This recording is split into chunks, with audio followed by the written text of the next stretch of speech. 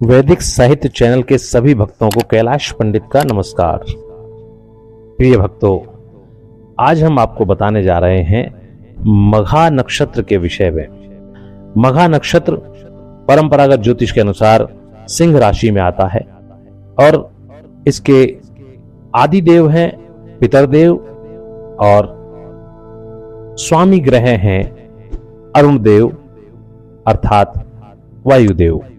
मघा नक्षत्र परंपरागत ज्योतिष के अनुसार इसको 4 जो अक्षर मिले हैं वो हैं मा मी मू मे, अर्थात जिन जातकों का जन्म का जो अक्षर निकला है वो मा मी मू और मे निकला है, ये मघा नक्षत्र का जो भविष्य कथन है ये उन्हीं के लिए है। अतः आप सभी से निवेदन है कि कृपा करके हमारे इस चैनल को अधिक से अधिक देखने के लिए शेयर और सब्सक्राइब कराएं और ऐसे ही लगातार हम आपके भविष्य के विषय में बताते रहेंगे। कोई यदि आपकी तरफ से प्रश्न हो तो वो भी आप पूछ सकते हैं फोन करके या आप नीचे मैसेज बॉक्स में अपना मैसेज ड्रॉप करके।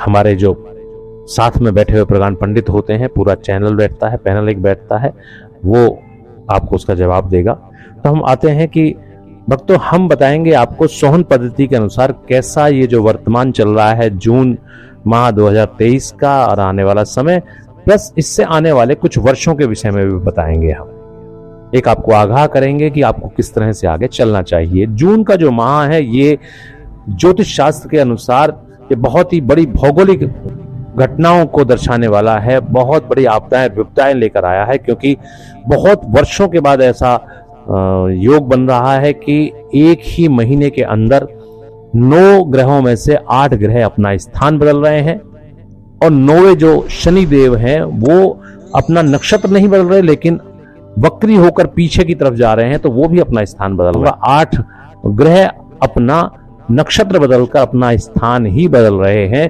ये बहुत बड़ी भौगोलिक घटना है और इस घटना के चलते इस समय और आने वाले समय में देश और दुनिया के ऊपर बहुत सारी आपदाएं और विपदाएं आने वाली हैं, ये निश्चित जान लीजिए।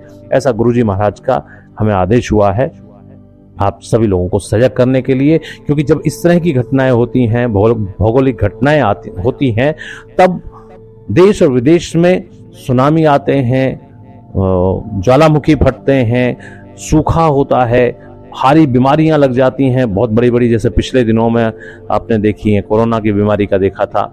इस तरह की बड़ी बीमारियां हो जाती हैं जिसमें पूरे दुनिया को हिला के रख दिया था।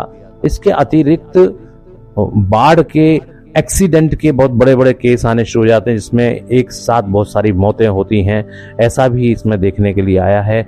उसके पश्चात जो बड़ी घटना इसके अंदर होने वाली है वो कई देशों के अंदर आपको आने वाले समय के अंदर मिलेगा कि ग्रह युद्ध की स्थिति आ गई है या युद्ध की एक दूसरे के आसपास के देशों के साथ में युद्ध की स्थिति खड़ी होती जा रही है, ये देखने को मिलेगा। राजनीतिक उथल पुथल ये बहुत ज्यादा करते हैं जब इस तरह के ग्रह गोचर बैठते हैं एक साथ ही, जब अपना स्थान बदलते हैं, तो बहुत सारे देशों में आपको देखने को मिलेगा कि सत्ता परिवर्तन होगा। चाहे राजनीतिक स्थिति में जो आपको विश्वास नहीं होगा, ऐसे परिवर्तन इसमें होंगे, और नहीं तो ग्रह युद्ध के द्वारा हो सकता है कि सेना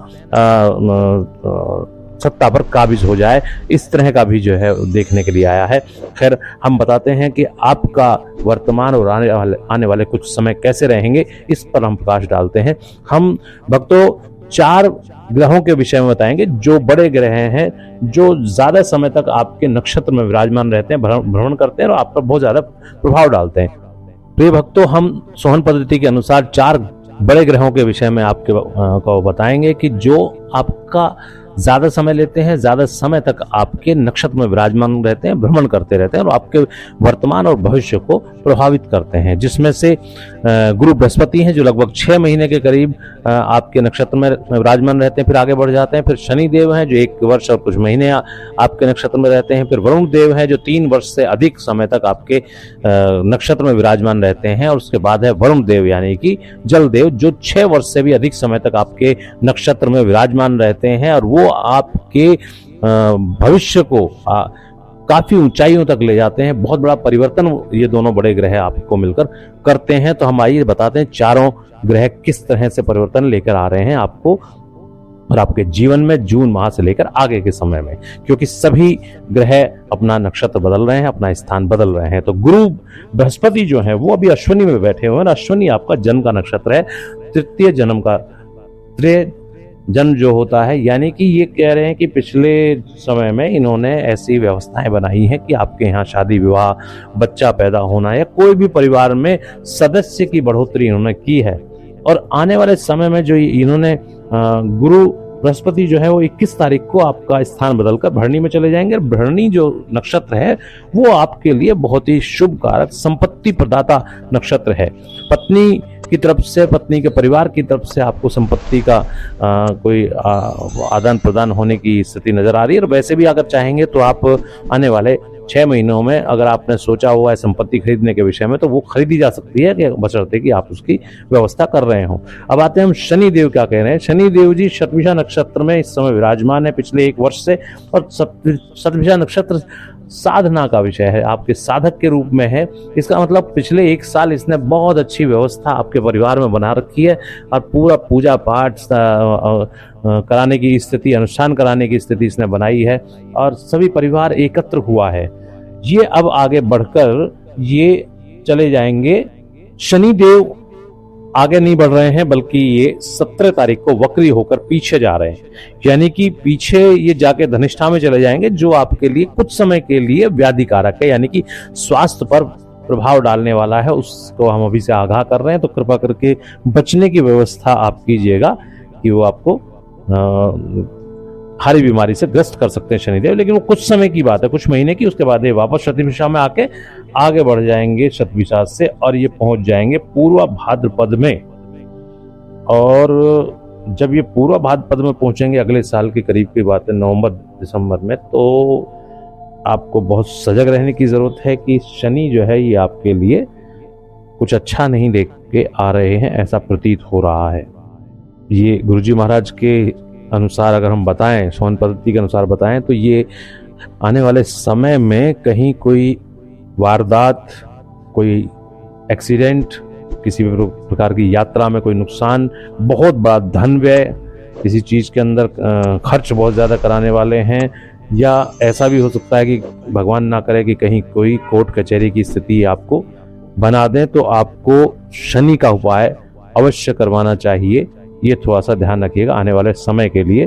आप चाहे अपने ब्राह्मण देवता से करा सकते हैं जो आपके यहाँ पास में है, अन्यथा आपको लगे तो आप हमसे भी कह सकते हैं। हमारे यहाँ बहुत प्रकांड पंडित हैं जो बहुत ही शुद्ध उच्चारण के साथ में जप करते हैं, पाठ करते हैं, अनुष्ठान करते हैं। हमारे यहाँ सभी प्रकार की सुविधाएं उपलब्ध हैं, तो इसको विशेष ध्यान दीजिएगा आप। अब हम बात करते हैं अरुण देव की। अरुण देव भरणी में है और वो कृतिका में जाने वाले हैं।